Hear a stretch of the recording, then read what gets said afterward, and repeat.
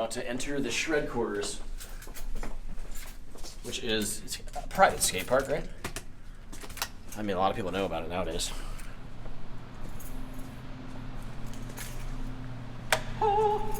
This is it. This is a room that I never, ever would have thought that was going to exist. This is how I started Revive Skateboards. Funny thing, we weren't. I didn't even want to start a company when I did all this.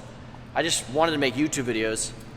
I started getting comments asking for product like skateboards, shirts, and I wanted to make people happy. Like I want to give them what they wanted, so I was like, okay. And I just started making stuff, and I tried to make the right decisions. I never took any like business classes at all. I didn't really know what I was doing. I just tried to use common sense and Googled stuff. So many kids ask me how to start their own business. It's like, dude, Google.com will teach you anything.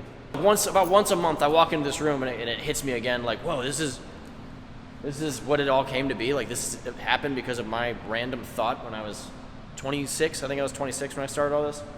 Here's the row of decks.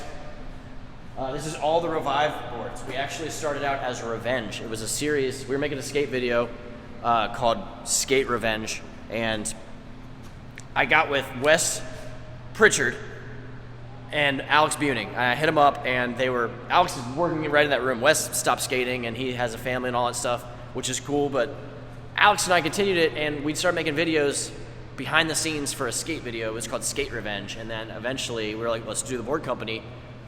So we just called it Revenge Skateboards. So let's go over here, and I'll show you the old Revenge decks. So I just started making decks, and I didn't think too much of it. I didn't think you could actually start a company and be successful. I thought like to start a company, you had to be a big name in skateboarding, like a pro, like Tony Hawk's cousin or something, And but the decks sold out because the videos were doing fairly well on YouTube, and YouTube skateboarding scene was a new thing. I kind of, after you, camera dude. I was like one of the first, I think I was the first person, I don't like to say this because I don't want to come across egotistical, but I think I was the first person to add like talking and personality to YouTube videos, YouTube skateboarding. So I thought, well, if you saw the skating and then you saw the personality, even if you didn't skate, at least the personality was there to entertain. And that was my mentality, and a guy like that could never start a skate brand, so I didn't have a huge interest in it. Actually, there's the guy, yeah, Alex Buning. I started. He's been there since the very beginning. Hey, come, shake my hand. Now we'll hug. We're close enough to hug, dude. Thank you. It's been a journey, hasn't it? You're a good dude. Yeah, thank you. You're a better dude. So I started it, and the decks were selling out, and it was just, I was like, wow, we really have some in here. But I wasn't like giving it my all. I wasn't like really putting my brain power to it and seeing it was the best way to run a business. Here they are.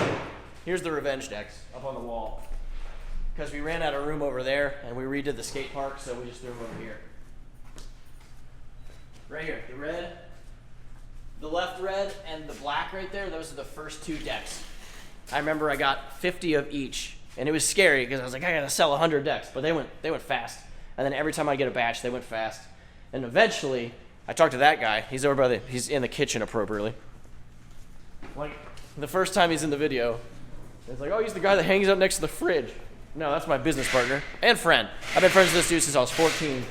So he was the first person I thought of. I was like, hey, I've got this company, and I think it could be successful. I keep selling out, and he has a brain. He's really good. He's dedicated, hard worker, and a good friend. So I hit him up, and he thought about it. Brian, you thought it was gonna. You were nervous at first. Were you nervous? Not really. Because he made me wait. Maybe he was just trying to play a. I had to make sure it was the right decision. Yeah, he thought about it. So he was a little hesitant, but he. The right decision. I had someone lined up to talk to after you. Well, I'm glad.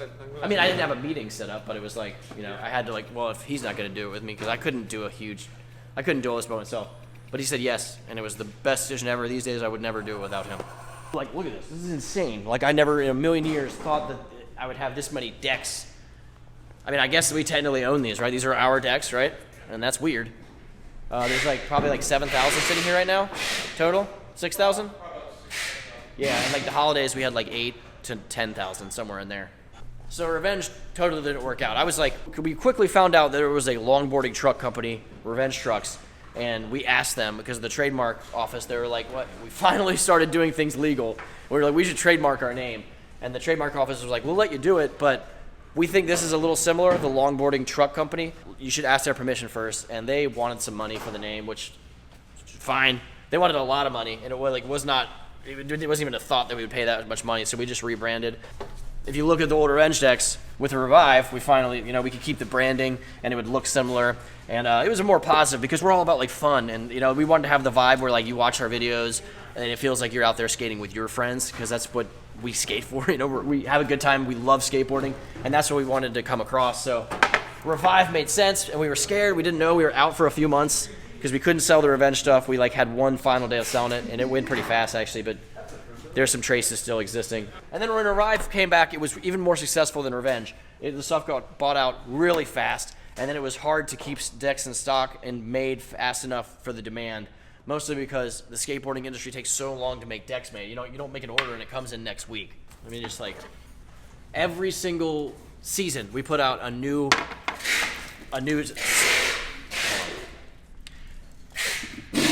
Dude, I'm literally about to yell at my worker for working.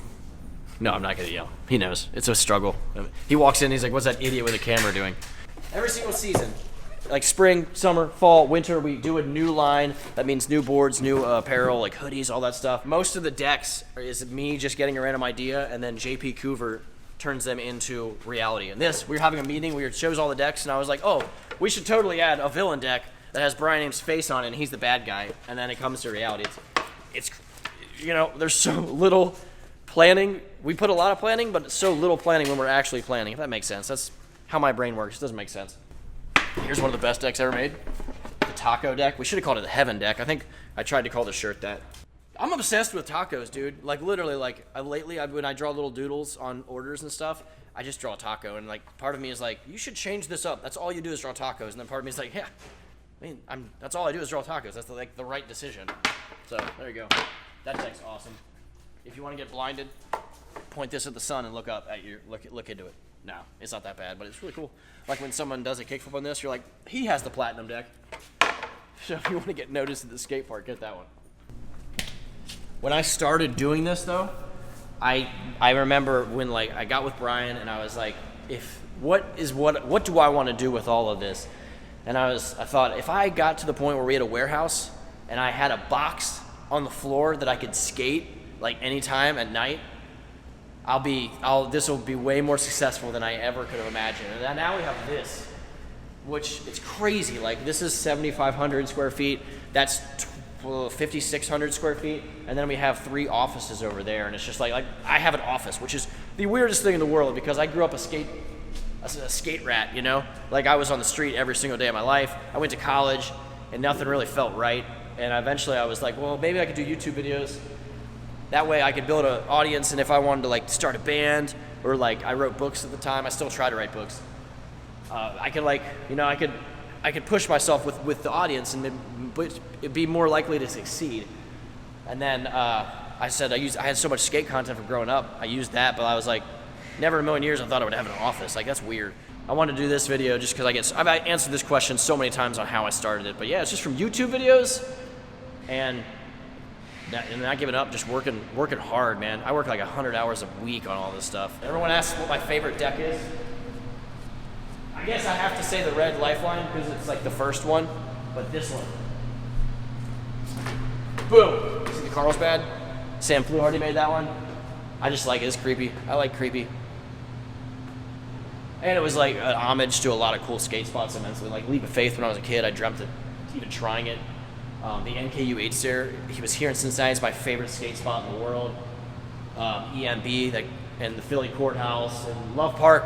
Eventually, it would have been on there if it would have, you know, that recently went away. So, how about Hideout? Like all those spots mean something to people that like grew up in the skateboard community. So that's how I started Revive Skateboards. I never in a million years thought I was gonna be able to have a life in skateboarding. I love skateboarding. I'm literally out to dinner, like a nice dinner with my wife, and I'm like, man, I kind of wish I was skating. Like that so happens to me. To have a career in it is just, I'm so thankful. So everyone else who shares that passion, I feel you.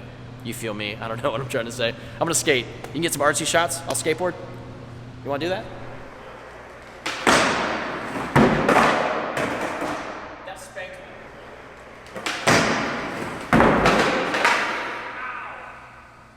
Hi, that's cool. Where was skating last night?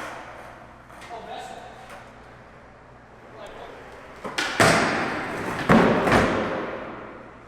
I didn't think I was gonna land that until I started rolling away.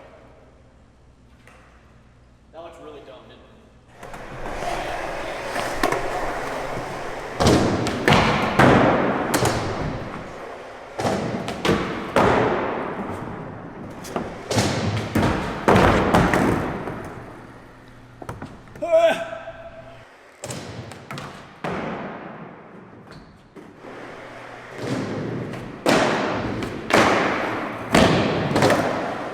that was the most typical session ever for me.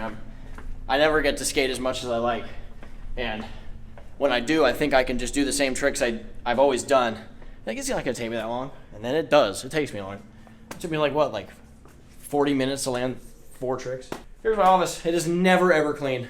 It's full of really nerdy things that make me look like I'm a kid, just because I love collecting like nerdy stuff that meant something to me as a kid.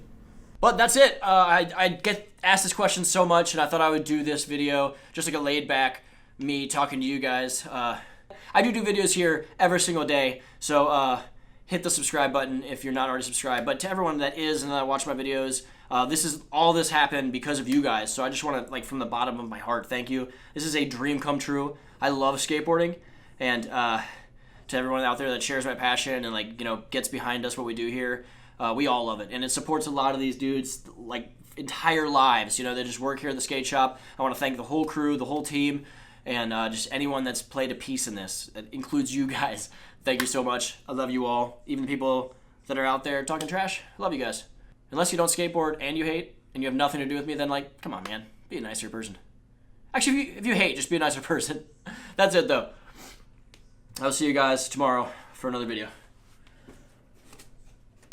Peace out.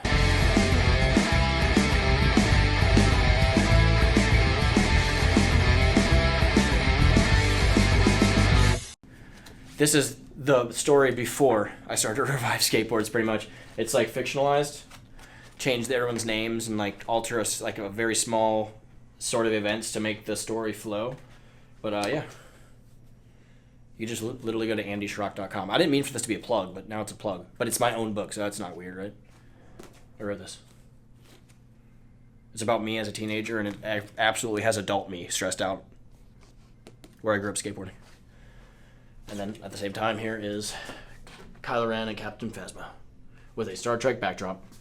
Wow, you know way too much about me.